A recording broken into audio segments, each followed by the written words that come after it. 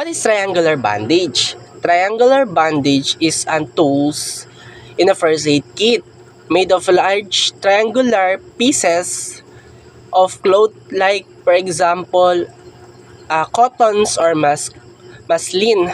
It's virtuous used in emergency cases. What is the importance of triangular bandage or bakit siya importante or mahalaga or kung ano yung purpose niya as tools in emergency cases.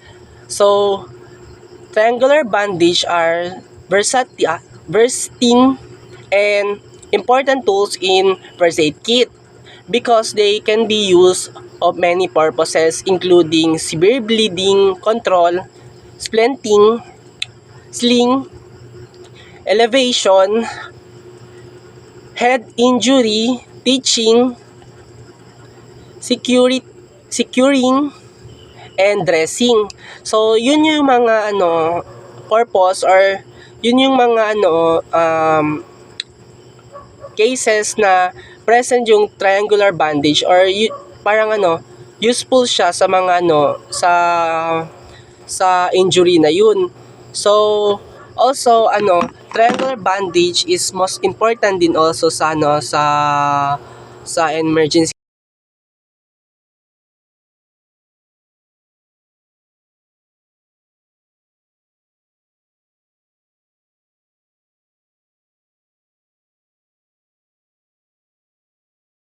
So guys, ang i-demo ko ngayon dito ay about sa arm swing kung paano ang proper na pag-execute na tamang bandaging sa patient.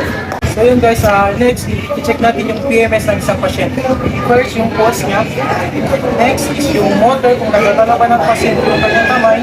At next, yung sensory, kung nararamdaman ba niya yung pagpurik o dito. So yun guys, so mag-apply na tayo ng triangular bandage sa pasyente. Ilagay ang triangular bandage sa ilalim ng nasugatang braso na ang punto ng tatsulok ay nakaturo patungo sa siko. Ang dulo ng bandage, dalhin natin ito sa balikat or sa leeg ng pasyente natin. Ganon din yung isang dulo ng bandage. Tapos, itali natin ito ng square knot.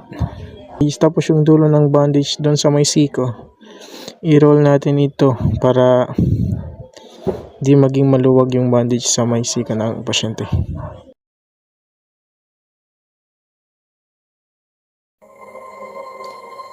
So, elastic bandaging is really important skill for those who do first aid. Lalo na sa mga atleta or mga coaches dahil sa kanila nakasalalay yung mga buhay or mga injury na natatamo ng mga player nila. So, need natin mag-aral ng basic skills ng pagbabandage dahil very essential ito para sa mga atleta and also for those coaches na may mga atleta tulad ng mga football players dahil mostly ginagamit nila yung mga ankle nila and basketball. So sa mga ganong bagay is makakatulong talaga ang mga basic skills ng pagbabandage. So sa next video is ipapakita natin kung paano dinidemo ang isang elastic bandage.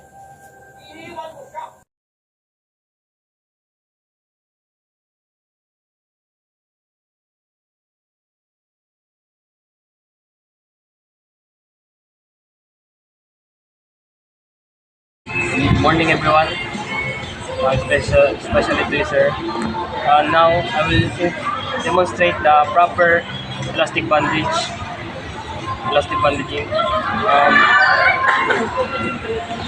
First, kailangan natin i-proper talaga yung paa niya. like ganito, 90 degree. And dapat may supporter dito para hindi po siya mapan yung kanya. First, dapat i-roll natin sa dalawa. 1 and 2. And second, i-roll natin to kung saan yung injured niya. Parang ganito. Sa ankle injured niya. Like ganito. Tapos, isa pa roll para matakpan ito. And balik. And third step, yung kulang yung sobra dito na po siya ilagay. Ilagay ko siya. 1, 2, 3. At dapat mahigpit po siya. Ilagay. Ito ang proper bandaging ng plastic bandage.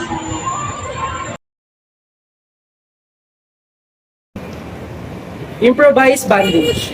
So in an emergency situation, you can create an improvised bandage by using household items like clothes, sanitary pads or diapers, plastic wraps or bags, bandanas, and scarves. So first, in doing improvised bandage, you need to ensure the materials are clean to prevent infection and apply pressure to control the bleeding. Lastly is seek medical help promptly.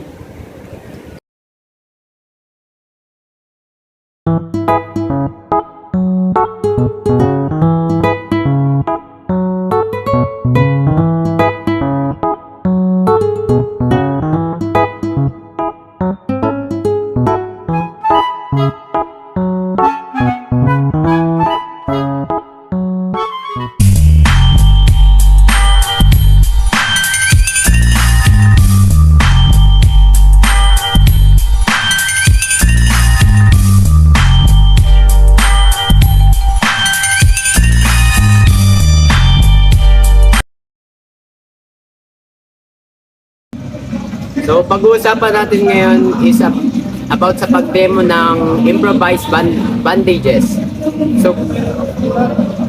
So first, check natin if malinis and first put pressure. For example, may panyo ka. Put the pressure in the wound. Ganun. Tapos, wait until like hindi na naga-bleeding.